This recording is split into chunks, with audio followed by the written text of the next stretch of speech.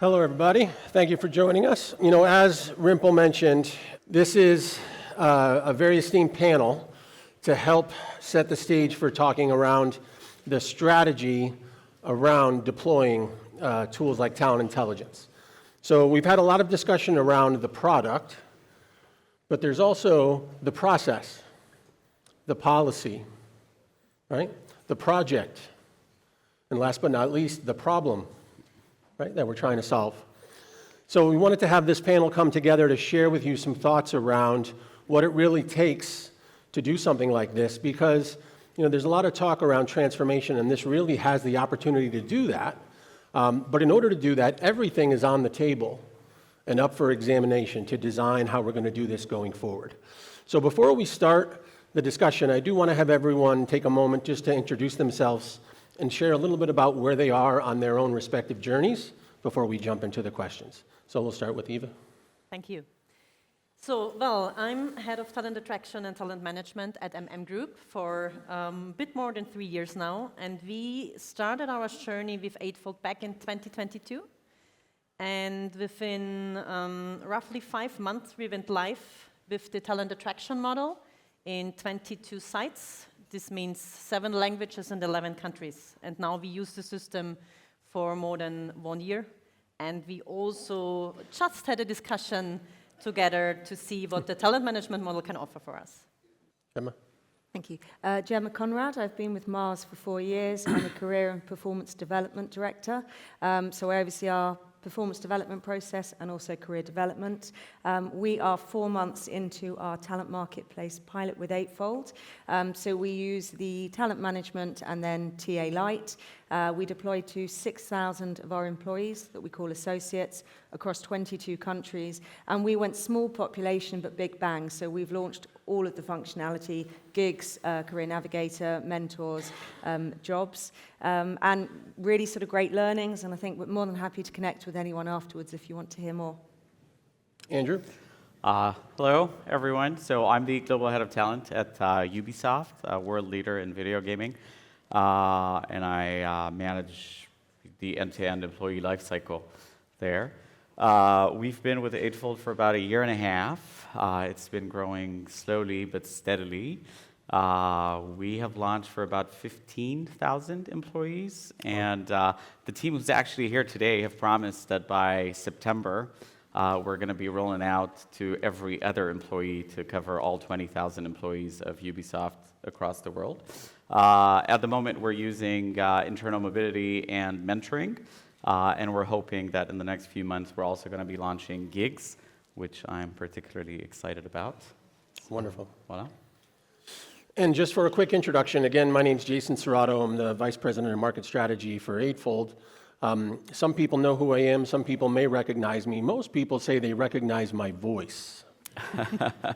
And the people that are laughing recognize that I'm one of the co-hosts of the New Talent Code podcast.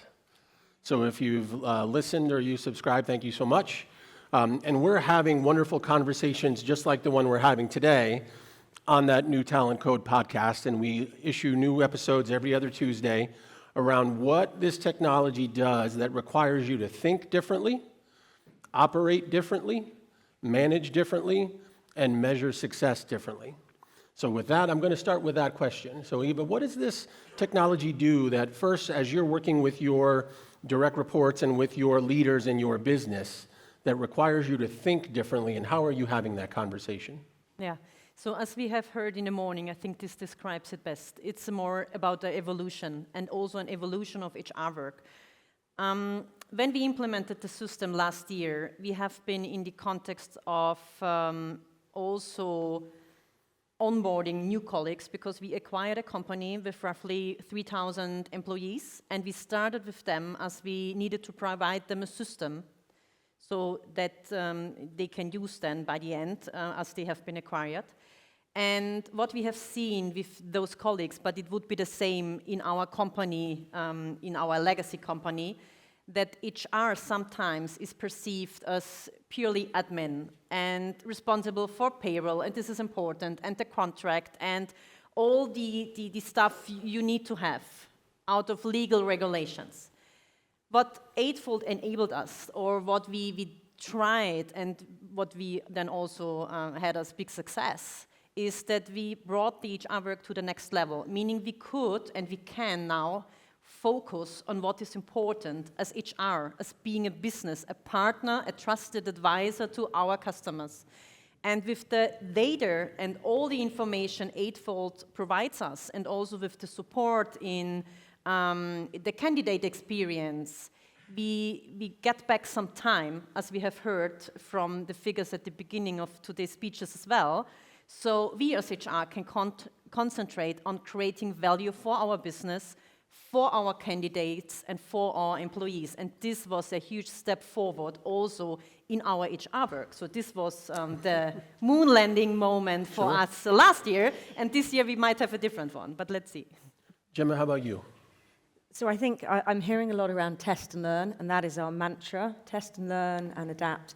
If we think about the reason for launching Talent Marketplace, we had 3 North Stars. So the first was enabling our associates to have more personalized career development, better transparency, particularly across all of our segments. There's a view it's quite hard to move between the different businesses within Mars.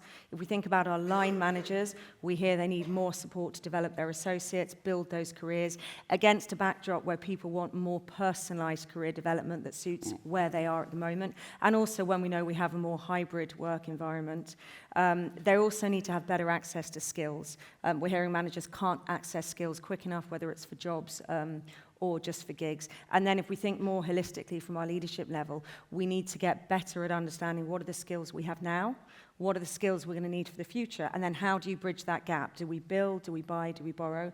So those were our key drivers. Now, we're only 4 months into our pilot, but we are starting to see good adoption. We're starting to hear around, it's from an associate perspective, building our career development, particularly through gigs, jobs, matching. We're getting good traction with managers actually creating capacity using gigs. So early days, but it feels that we're moving in that right direction. Now, Andrew, how about managing differently and measuring success differently? What does this start to surface or visualize that allows you to have different conversations around how you manage and measure success? Well, I think for us, it's before measuring success. I think a lot of companies today want to implement AI because it's, the buzz at the moment. But for us, we maybe started with the why. Why do we want to do that? It was a solution to actually a problem that we have, that we listened to our employees' feedback through employee surveys, and they told us that they want the customized career path. They want something. They want to learn at speed, at scale. For us, maybe the most important was the 3 S's, that this was a solution that answers to a problem, which was around internal mobility, around career, at speed, because we have a lot of, for those of you who don't know Ubisoft, we're 20,000 people, but we have 700 HR colleagues. So lack of HR was never an issue, but it was more speed. It takes about 4 weeks to decide on how to move someone internally, whereas with the Eightfold AI, it takes us about 10 seconds. So that's speed that you can't get with a human. And then the other one is around scale, because we're a very decentralized organization. So success was around the right solution at speed and at scale. And that's something that the AI can support us with in order to get to everything that Gemma and Eva have shared around employee experience and career path and whatnot. Wonderful. Thank you so much. I appreciate all those stories. And I think part of what organizations are going through now with this move to AI-enabled organizations is somewhat similar to what happened 10, 15 years ago when HR went to the cloud. Right? You saw organizations try to shift to moving towards the cloud, and then all of a sudden we saw HR start to reorganize and restructure, and you heard a lot around centers of excellence and shared services and different ways of organizing the team and servicing the business. One of the questions that I have for the panel is, as you think about what this enables for the organization, but also how this changes the work that your team is doing, driving a process and an approach like this, how has this shaped or changed kind of the structure of your team, maybe the way you've designed your org, or maybe even the way you've designed specific roles? So I think what Andrew said fits also for us. And also, Kema, you said that the individualization is a big issue, and how to achieve that with manual work or also only having HR resources. For me, this is a nightmare. I personally, I'm a lazy person. This is what I always say. And I'm so much looking forward to having all the stuff we have seen in the morning and we will see in the afternoon, because it helps me keeping my laziness and focusing really on the things which makes fun. Yeah? I want to create value. I want to be a sparring partner to the business and to the candidates, and I can do this with AI. And I think the one thing is always the tools and the systems who help us or help me being and keeping my laziness, but the other things are also the skill sets and the mindset you need to have in addition. And having all three in place is for me the perfect world where I can drive HR work. And now considering that we not yet have talent management in place, so what do I need to do? I need to focus also on some skill sets and mindsets from my colleagues and my business partners and my employees, meaning that of course you can do and offer gig works, and you can offer internal mobility within the organization and project-related work where people can volunteer to be on some projects, like we have, for example, now in HR, as we want to roll out our systems, SAP SuccessFactors Recruiting and Employee Central and Eightfold Recruitment for all our 15,000 employees in over 70 sites by end of 2025. So people within our HR community can volunteer to be on that project.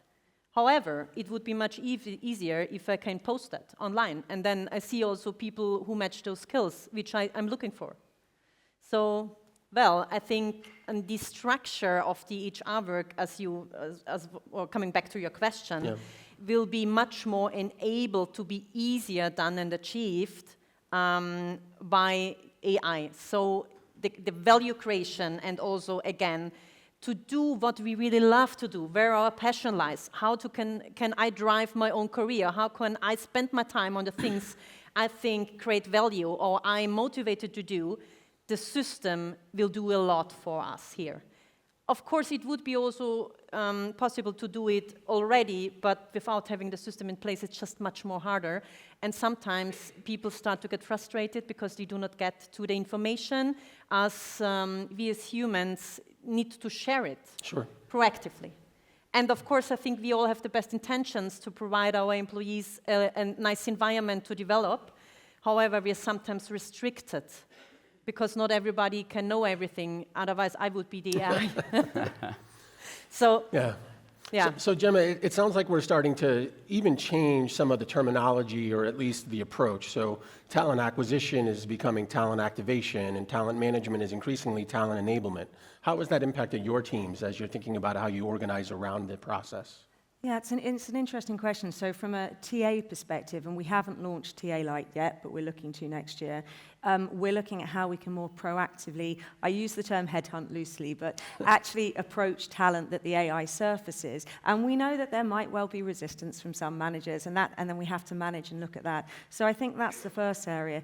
The big one for us is this concept of skills org, which I know is a buzzword, everyone talks about it. I think what it means for us is that we use skills in multiple systems, so Workday, Eightfold, some of our learning systems, and we use them in multiple processes, learning, strategic workforce planning, talent acquisition. The change will be, and this is where we need to get a hold of, is how do we connect them all together to give us that seamless user journey? So starting from thinking about skills against jobs, which are functional, recruiting, how do I then develop someone, think about the best next move, gigs, then the longer term strategic workforce planning, the skills you need for the future and how you get there. And then really importantly, what's the governance? So at the moment, we don't have a clearly defined owner. So how are we going to own it? How are we going to govern it? How do you think about skills proficiency? So there is so much for us to do. So the reason I say that is because the team of the future, I think, will have a big focus on skills governance, management, thinking holistically about talent intelligence, because it's, as I said, it's workforce planning, it's recruiting. So I don't know the answer to it yet, but we have started the journey to think about it's the red thread of skills, I think. Andrew, I want to give you a chance to answer that question. Then I want to come back on something you just said. Andrew, go ahead. Yeah, I mean, I don't want to do more buzzwords and, you know, the skills-based organization, but I think the common thread between the talks this morning, at least what I heard, was a lot of, this is not about the tool, this is not about the technology, it's about change management. Yeah. And because there is a lot of people who are going to be affected by that change, whether in the HR team or outside of the HR team, and I think for us at Ubisoft, we're no different. And there was a lot of emphasis put on the change management, because if we just take the example of talent acquisition or talent activation or whatever you want to call it, you know, recruiters, their job is changing. At Ubisoft, primarily, everyone was only focused external. When we talked about recruiting, it was recruiting someone external. The whole internal mobility was not necessarily on the agenda. So not because they're lazy, because I believe none of our recruiters is lazy, but because their job is changing towards something that is more value-adding. Yep. Instead of you being a sourcer, now you're becoming a coach for a hiring manager, supporting them on interviewing skills, supporting them on partnering with them on finding the right talents to interview, but not necessarily doing the job that AI can do for you. And for us, that was a big change to manage, because there was a lot of, every time you say AI, there's a lot of misunderstandings, misconceptions. Is my job going to change or disappear? Yep. And obviously the answer is no, it's just going to be different. One of the things that you shared just a few moments ago was changing this mindset, and you talked around skill governance. And especially when organizations are trying to figure out, how do I get started, and where does my data have to be in order to be in a good place to start, and how do I know what good looks like, and you know, these questions. One of the things is kind of shifting the mindset from this approach we've had around data management, mapping and tagging and tracking and steering, to one more of data governance, where you're actually allowing the technology to surface insights and surface recommendations and potentially see things you wouldn't have seen otherwise, versus trying to steer the data towards conclusions you already had somewhat predetermined in your head and your organization, right? How has that started to surface in some of the discussions or in some of the insights, or even some of the outcomes that you've shared with leadership or some of the hires you've made in your organization, this, what the tool can surface versus how you would have done this historically? And so I think, again, we here are at the topic of the mindset. And for me, it all starts with, do I know what is expected from me? So what is my role independent of the system? Because the system should always work for me as human. I'm not working for the system, as we have heard already. Yeah? Right. So in implementing the system, I need to set it up in a way that serves me as the user, either the hiring manager, the candidate, or myself as recruiter or HR partner. And when I talk about how my role should be then, and I can think about what does the system need to do to support me best. And then I think we create a vision where it's easier to come across this change management topic, because then we all look at the same way, because we all know where we want to go into, and then we discuss how we achieve that. And we discuss, is it a human thing where we need to change something, or a system thing where we need to change something? And then we're not talking about, this mystical AI. We talk about, this is our objective, independent of the system or the AI behind, because then we just leverage it for us. And I think this was something we actually managed somehow for our HR community and also the hiring managers to explain in a way that they said, well, yes, I'm into that, I buy that. How can we achieve that together? And it was not about the system, it was about us. And this was our success factor, I think, in managing this transition and change. In addition to, we onboarded all these new HR colleagues and managers, which we didn't know. So we needed to create an alignment on a target or an objective for us within the company, but also for the future, for all the other countries which will follow now in the next rollout. Jim, how about you? Yeah, so I think it's an interesting one because we have a job catalogue which is functional and we have our skills aligned against them. And that was a relatively manual exercise we did a couple of years ago. Now, in my mind, that's not sustainable. You need to think about how do you update as the market moves, as sort of the technology changes. And then we also have the added complexity of our segments that are not necessarily functionally aligned. So how do you bring those two together? And then the third challenge we have is our job catalogue is not actually very well understood by our employees. And that does, within the context of Eightfold, when people look at the Career Navigator, but I don't understand that job because that's not my job title. So that's, I guess, the crossroads challenge that we have. What I would love to do is get to a stage, because we're starting to see the AI surface recommended skills to our employees. And then they're starting to think, how can I build and develop them? How do we get the AI to start automating more of our jobs? So as the market shifts, and it's that end user experience. It's, I know the skills I need for my job. I've met Andrew on a call and he's got a really cool job. So how do I know the skills that he's got for his job? So making jobs easier to understand. And then being able to update, and it's that tension of what we mean by skills taxonomy and governance. Do you have overarching skills categories, but then the sub-skills are updated by tech as the market moves? So I don't know the answer, but that is the vision, to make it so that it's sustainable, but also not very labor intensive, and aligning function versus segment. Okay. So I'll come back in a year when I might know. Maybe. That's The a date. simplicity as well, That's a right? date. Can I add? Exactly. My next question is for you, but I'll give you a chance to answer that one too. Yeah, I just want to, because Gemma looked at it from the employee side. I also want to be a bit more selfish from an HR side. What's great for me as an HR professional is to see a lot of the surprises that you get from AI uncovering candidates that you never thought about, because we don't know our people. If someone has been here for 3 years, I can assure you that on day one, we forget everything she has done in her previous job, in her previous company. And I think that's really the power of AI, to uncover these candidates based on skills or based on things they've done or experience they've had somewhere else.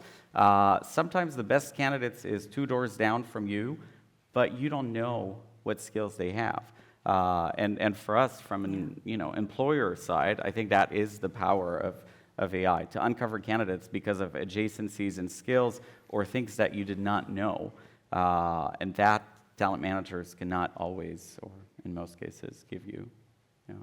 And then encouraging your managers to let them be shared. Because that's one of the things we heard a lot about. A manager's going to hoard talent or share them. Yes. It's probably a bit early for us to talk about, but it's to consider. We could talk about that. I was working with another talent leader who said one of the nuances of the tool that helps drive internal mobility is along the lines of what you just said around, you don't necessarily understand what that person 2 doors down has to contribute that you weren't even thinking of, that you weren't aware of. The other thing that she called out was, in a former life, the initiation of that conversation was an application. And now you don't need the application for that to start, right? Everyone is a candidate, Right. every day. Right. So my question was going to be, in your organization, how are you defining internal mobility? How are you driving kind of the visibility and awareness and culture change with leadership to promote it? And, how is it playing out in your organization? Because a lot of people are thinking of internal mobility in a couple different ways. Well, maybe a few things on that topic. First, it was an uphill battle. It wasn't easy. It's been almost 3 years that we're doing that, because it's been almost 3 years that we have heard from our employees that they want this internal mobility. Like many of the companies here, we're very decentralized, we're very global.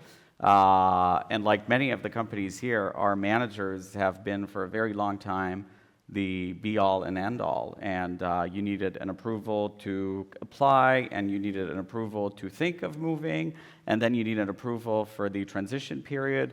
And so for us, the name of the game was the culture change. So we changed the policies, we have new guidelines for internal mobility. There is no, time enroll went down from 3 years to 1, which is apparently like what Eightfold is doing. That we saw this morning. So there was all these, process and guidelines changes in order to support this cultural change. Plus, we put a lot of guardrails and safeguards for managers. so that they don't feel disempowered, because they could go along with what you're doing, but they will always find ways to push back. So we also wanted to make sure that managers are okay with that and focusing on what's in it for them to support on that. So the culture change was very important in that piece. Gemma, how about you? Yeah, and I think it is a journey for us, because at the moment we have people can apply to jobs and search for them, and they get job alerts. This was before we launched Eightfold.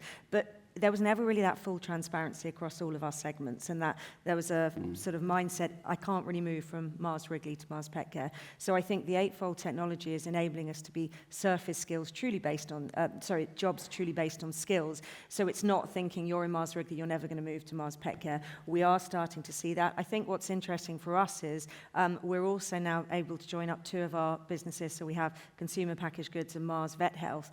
Both are within the talent marketplace in a sort of a test and learn, and that is allowing that cross-functional piece. The next stage next year will be to get TA to start proactively using the tool, to start being matched associates. I think there will be a mindset shift there, but I think for every manager that says, I don't want to share, you also get managers that say, this is important, this is what I'm hearing from the associates. And I think it's about working with them.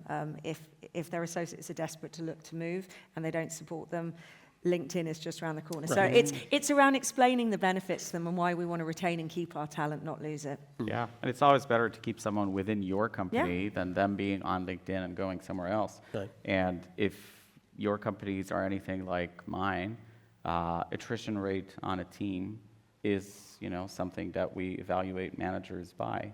If half of your team has changed in the last year and they went outside rather than within Ubisoft. So now, are you flipping that metric if they're promoting and exporting talent to the organization?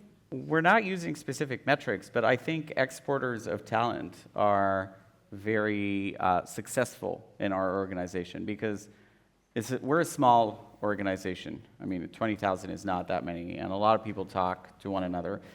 You very quickly get to know who are the exporters, who are the developers of talent, and you want to go work for them. Mm-hmm. And you also very quickly know who are the managers you do not want to go work for. And I think that on this cultural change journey, managers are starting to also see that, and they're trying to shift towards more, openness and transparency and growing talent rather than hoarding talent. I think just to build on that, I was going to say that we are starting to see some great case studies coming out, managers telling us around whether it's gigs or jobs. So I think just leaning into that and sharing those user stories will help with the managers that are maybe a bit less sure. Now, there was a key theme in their 2 answers that'll lead to my next question, and I'll start with you, Eva, is the role of the manager. So as you're adopting these technologies and these approaches, and it's impacting your processes and your policies, there's also the cultural component of it and the leadership component of it. So how is your organization looking at kind of the current state and the future state and the role of the manager? So very good question, because I think this question cannot be answered to 100% today, as we will change tomorrow, the day after, and in 2 years we might be somewhere totally different also for the role as a manager. What I can say today is that we try to support our managers in exactly the shift you just talked about, because in the end, in my opinion, they will not have a choice anymore. There comes the time when things become transparent via the system. So the projects are out there, people can apply for the projects within the company, they can apply for jobs, they even are informed about the jobs who are suitable for them, which is, a perfect role for me as an HR person. Mm-hmm. And also you give the employees the responsibility to take care about their career. So you give them also the chance to do so, which brings the hiring manager or the manager in the end under pressure, because previously or currently, if the employees do not have the full information, which of course they can gather, but maybe some just don't, and some just think around or next to their department, what's lying out there in the world of the own company, they will be informed, and the hiring managers will not have another choice as letting them go. And the question for me is, how can we prepare the managers for already this stage, that this will come up, because I also do not want to lose my managers. I also do not want to put them in the situation where they are faced and that they see, well, maybe I'm a bad manager because everybody is leaving me, everybody is applying for a project or internal mobility. Well, I want to qualify our managers as well. So this is the role of HR who could support there, and I think the role of the manager will be then even more being a coach, being somebody who takes care on the individual career paths, but also is enabled to do so by the system. Because currently they would need to know what's out there within their own company. It's also an effort for them to be up to date, what projects are going on, in which department, in the other business units, in the other divisions, and so on and so forth. And to be honest, who has the complete overview, especially when you join this company recently? The ones who are there for a couple of years, of course, they know everything. They know the history. They know maybe this is coming up there or there. But the ones, and we see this as well, so who is spending their career 20 years in a company, so there is more change, more mobility, even also within a company. And knowing every detail in our fast-paced environment, even within the same company, this is hard. And again, I assume maybe that also the one or other manager might be a bit lazy in getting this information. Yeah? So they will be supported by the system to know that. And to see also what could their employees do within the company. And support them on their journey, because I totally agree. It's better to keep them within the company. This is our biggest talent market we have, despite just getting the external ones. So the hiring manager's role will be different. What it will be in 2 years' time, I think we do not know yet, but it's currently changing with the implementation of those systems, and we as HR, or at least I want to support them on this journey, because I also need to take care of them and do not want to blame them that they might face a situation which is not nice. How about you, Andrew? Yeah, I'm just going to take what Eva shared and maybe flip it also from a different perspective. You focused on what managers are, sometimes losing and how we need to hold their hand and support them. But I also see this as an opportunity for many managers, because I don't think in the history that we have in HR, managers have had the opportunity to employ people on a gig basis, to test drive how people are doing, to have all this talent in a company to choose from. So I do think this is a huge opportunity for managers, and many managers can take it. And what I would like us to help managers do is to actually grasp that opportunity and say, now is my time to choose the best people for my team. Yes, I need to coach them and engage them and develop them, but also I have this tool that can help me to find the best people at scale, at speed, at the right time. And that's a huge opportunity for managers to have the best team ever. Totally agree on that. Which has not been the case. Now, as you've rolled that out, have you had any kind of special programming or training or orientation sessions for managers to have those conversations with them? We have. We've had trainings for managers, for HR people, for recruiters. We have, because, as I said, a lot of managers are going to feel disempowered. We are an organization that was very manager empowered and driven, where managers had to, be the ones who say, yes, you can move. And if they said no, then that's the end of the story. So we had to talk a lot to managers and listen to what, their challenges are. Was everyone convinced? No. I think if you ask the Ubisoft team that is here today, are they working with some managers who are saying that, this tool is going to be the end of Ubisoft as we know it? Yes, they will tell you that is the case. It's a small minority that, in my opinion, don't have, the foresight to see where things are moving. But eventually, like any change, slowly but surely, this will be behind us, and then everyone will get with the program. Gemma, as you've been through this journey and got to the point where you are today, have you had any aha moments of things that you didn't expect, or outcomes you didn't see that, were something that was an added benefit, or something that was a pleasant surprise? I think for us, the ease of the technology, we were worried that people wouldn't be able to use the Eightfold platform. They'd be nervous about AI. And actually, that was the really easy part. People said to us, it's like using Netflix.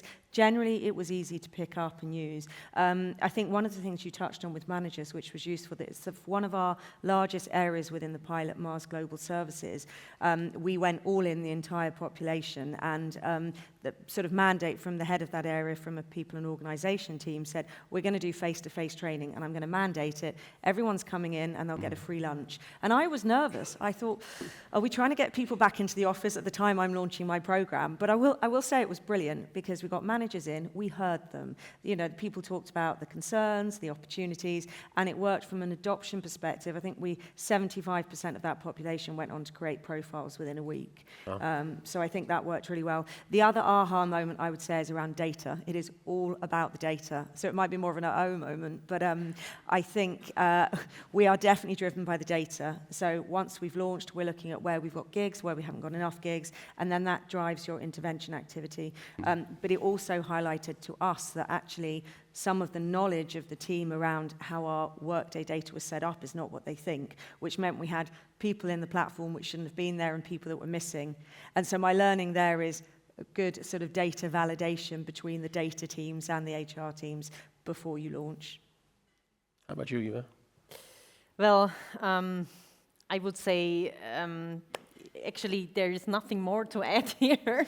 So we will have a great journey in front of us. Yeah, and I'm really excited to be part of that and to support that. It doesn't matter if it's for the candidates, the hiring managers, the employees, and I'm really curious to see how far we will get there, also with all the legislations and things we need to comply to as well. So this will be in addition something which we need to figure out how to handle that. But overall, the transparency we see here and the approach, the motion which comes with that, and the whole opportunities, this will be a big game changer, I think, for everybody within the company. And I totally agree also what you said, Andrew. It will be for the hiring managers, but as well as for the employees, an opportunity to take their own career or their own team to the next level. And this is really something I'm looking forward to, despite all the things we need on us groundwork, like the skills you said, with the skills catalog, and so on and so forth. But this is something I as HR want to take care of that, so that the people, the employees and the managers can focus on what they are there for, to create value for the business. They need to concentrate on actually doing their core job and not being, in addition, also occupied with things like, where can I get this information from? Like, I want to know the internal mobility policy and can I apply there and there. What we have seen this morning and what we will see in the afternoon. So making our life easier so that we all can concentrate on where we are or for what we are actually employed. Did you have an aha to share? We did. Well, first, maybe I'm going to start by saying I wish we had your aha moment, because that's a good aha moment to have. No, for us, it was a bit different because when we started, adoption was pretty slow. And I've implemented 2 talent marketplaces before this one in 2 other companies, much larger, where adoption was very quick and very intense. And then when we started this journey at Ubisoft, it was pretty slow. And then we were like, wow, we invested a lot of money, this is maybe not working. And then we discovered that, one, employees are in many cases opportunistic, because we did not launch the whole gamut, we just launched for jobs. And we discovered that some employees were not looking to move. And if you're not looking to move, then there is, in your mind, no reason for you to go and create a profile. So then we worked on that piece to say, well, whether you're looking to move or not, it's good for you, just like you do on LinkedIn, to upload. And then we saw adoption go up a bit, so that was more positive. And then we launched mentoring, and so maybe the aha moment for me, and something that everyone here can learn from, if adoption is not as 60% in 4 months, 50. That's not the end of the world. It doesn't mean that it's not working.